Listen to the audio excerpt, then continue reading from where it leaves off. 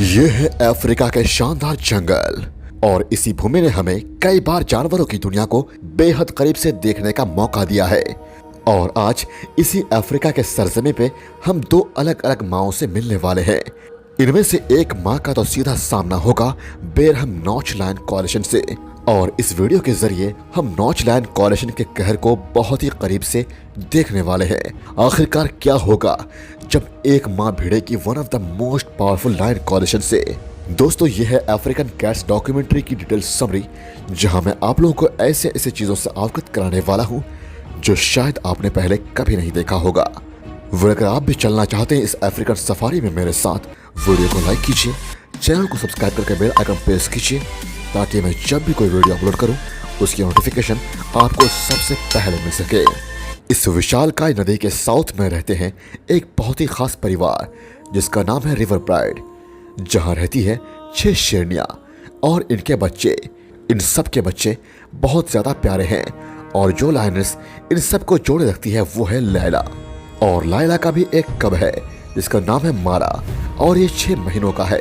इस प्राइड में मौजूद सभी बच्चों का ख्याल इनकी माँ बहुत अच्छे से रखती है, लेकिन जो इन बच्चों को बाहरी खतरों से बचाता है वो है प्राइड का किंग यानी कि फ्रैंक। इसका यह टूटा हुआ दांत इसके बहादुरी का मेडल है, जो हमें यह दिखाता है कि यह अपने परिवार, प्राइड और इलाके को बचाने के लिए किसी का सामना भी करने से नहीं पीछे हटेगा। मारा के लिए तो फ्रैंक इस दुनिया के सबसे अच्छे पिता हैं। वैसे नदी के दूसरी तरफ एक अलग ही बिग कैट रहती है। ये है सीता, जो एक चीता है, और ये भी अकेले नहीं रहती है, बल्कि इसके साथ है इसके 5 बहुत ही छोटे बच्चे। ये बच्चे अभी इतने ज्यादा छोटे हैं कि इन्हें ढंग से कुछ नजर भी नहीं आता है। ऐसे में ये पूरी तरह से अपने माँ पे ही निर्भर है। लेकिन लायंस की तरह सीता के पास कोई प्राइड नहीं है, तो ऐसे में जब ये शिकार पे जाती है तो इसे बच्चों को पीछे छोड़कर जाना पड़ता है। भले ही चीता फास्टेस्ट लैंड एनिमल हो, लेकिन इसका ये मतलब नहीं कि इनके लिए शिकार करना आसान होता है, क्योंकि ये जिन गजल्स का शिकार करते हैं वो भी लगभग इन्हीं के इतने तेज होते हैं। इसीलिए सीता धीरे धीरे एक गजल के करीब जाने लगती है, और फिर ये जैसे ही उसके करीब पहुंच जाती है तब शिकारी और शिकार के बीच कमाल की दौड़ शुरू हो जाती है। लेकिन आखिर में सीता ही कामयाब होती है। अब कम से कम आज तो इसके बच्चे भूखे नहीं सोएंगे। यह नदी इस अफ्रीकन विल्डरनेस की धड़कन है, लेकिन कभी कभी यह नदी जानलेवा भी हो जाती है, क्योंकि इसमें राज है आज के ड्रैगन्स यानी कि क्रोकोडाइल्स का। यही पास में रिवर प्राइड एक हिप्पो के कार्कस को खा रहा है, लेकिन कुछ ही देर के बाद कुछ क्रोकोडाइल्स इनसे इनका खाना छीनने के लिए आने लगते हैं। यह क्रोकोडाइल्स जमीन पर राज कर रहे जानवरों से नहीं डरते हैं, लेकिन यहाँ एक एक्सेप्शन भी है। भले ही ये बाकियों से ना डरते हो, लेकिन फ्रैंक इनके रातों की नींद उड़ाने के लिए काफी है। वैसे क्रोकोडाइल से भरे इस नदी का एक फायदा भी है, और वो फायदा ये है कि यह प्राइड को घुसपैठ से बचाती है। नदी के नदन साइड में फ्रैंक के सबसे बड़े दुश्मन रहते हैं। यह है काली, जिसे हम नौच के नाम से भी जानते हैं। और हाँ, ये अकेला नहीं है, बल्कि इसके साथ इसके बेटे भी हैं, और ये सब अपने प्राइम में हैं। काली और इसके बेटे पूरे सवाना के सबसे पावरफुल लायंस हैं। वैसे तो ये अभी भी बहुत से प्राइड्स पे राज करते हैं, लेकिन इससे ये संतुष्ट नहीं है, और ये साउथ में भी अपना दायरा बढ़ाना चाहते हैं। अभी तो ये इस नदी को क्रॉस करने का खतरा मोल नहीं लेंगे, लेकिन यह तब इसे क्रॉस जरूर करेंगे जब पानी का स्तर कम हो जाएगा, और तब हमें देखने मिलेगा एक खूनी जंग। जंग परिवार को बचाने की, जंग अपने अस्तित्व को बचाए रखने की, और अपने ब्लड लाइन को आगे बढ़ाने की। इधर दूसरी तरफ सीता के बच्चे अब कुछ बड़े हो गए हैं, इसीलिए सीता इन्हें अब अपने साथ ही ले जाती है। और आजकल बच्चे नए नए चीजों को अपने सामने देखते हैं, जिससे कि ये बिल्कुल शौक ही हो जाते हैं। रिवर प्राइड के इलाके में अभी बहुत से जानवर हैं, तो इस वजह से इन्हें शिकार की कोई कमी नहीं है। लेकिन ये शिकार इन्हें इतने आसानी से नहीं मिलता है, बल्कि इसके लिए इन्हें बहुत मेहनत भी करना पड़ता है। वैसे तो लाइला अब बूढ़ी हो चुकी है, लेकिन हमेशा की तरह आज भी यही प्राइड को शिकार करने में लीड करती है। और काफी देर तक जेब्रास के पास जाने के बाद लाइला और जेब्रास में जिंदगी के लिए रेस शुरू हो जाती है। पर आखिर में किसी तरह से लाइला शिकार करने में कामयाब हो जाती है, लेकिन इस शिकार के चक्कर में लाइला ने खुद को बहुत बुरी तरह से जख्मी कर लिया है, सवाना में किसी भी जख्मी लायनेस के लिए कोई भी जगह नहीं है। ऐसे में आगे लायला के साथ क्या होगा ये तो वक्त ही बताएगा। नॉर्दर्न प्लेन्स में भी कुछ सही नहीं चल रहा है, क्योंकि सीता और इसके बच्चों पर नौजवान कॉलेजन की नजर पड़ चुकी है।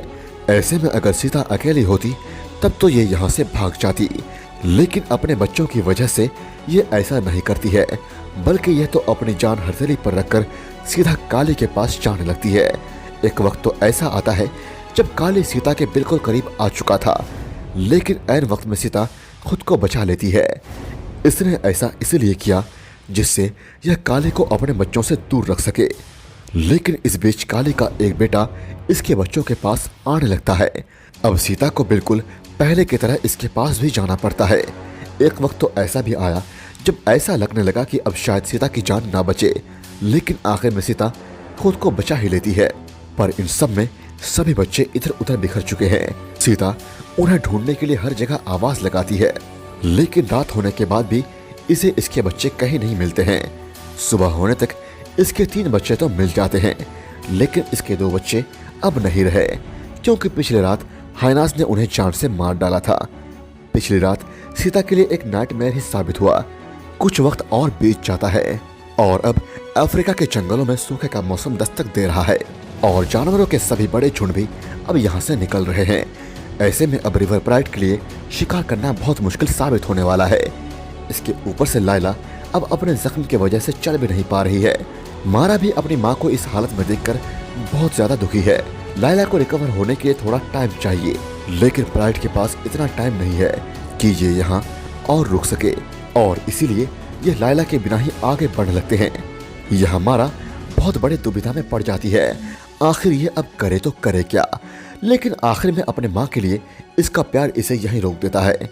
अब माँ और बेटी दोनों ही प्राइड के प्रोटेक्शन से वंचित है, तो ऐसे में ही लायला को ही कुछ करना होगा, वरना इनकी जान बच पाना काफी मुश्किल है। सीता के बच्चे अब और बड़े हो चुके हैं और ये एक जगह पर खुशी खुशी खेल रहे होते हैं, लेकिन तभी इनकी खुशियों को उजाड़ने के लिए 3 बाहरी चीता इनके घर में आ जाते हैं। यहाँ पर सीता अपने बच्चों को बचाने की कोशिश करती है, लेकिन ये घुसपैठिए इसे घेर कर इस पे कई हमले करते हैं, जिससे कि ये घायल हो जाती है। साथ ही इसे और इसके 3 बच्चों को भी वे बाहरी चीता घेर लेते हैं। पर जब ये 3 चीता सीता के बच्चों को मारने वाले होते हैं, तभी एक हाथी फरिश्ता बनकर आता है और सभी बच्चों को इन दानवों से बचा ही लेता है।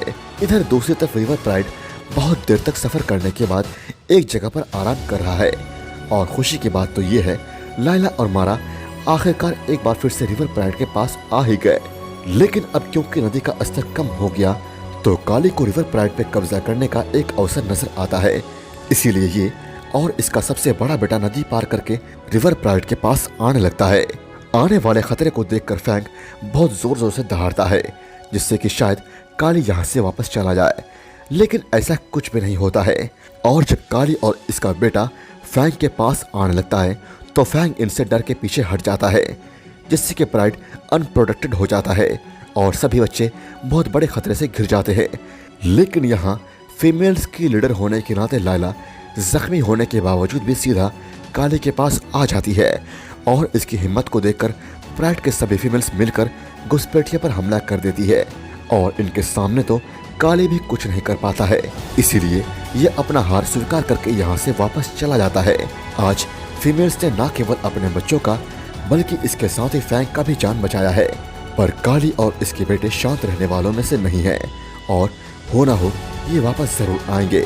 तो आखिरकार तब क्या होगा जब इस परिवार का सामना काली और इसके 5 खूंखार बेटों से होगा?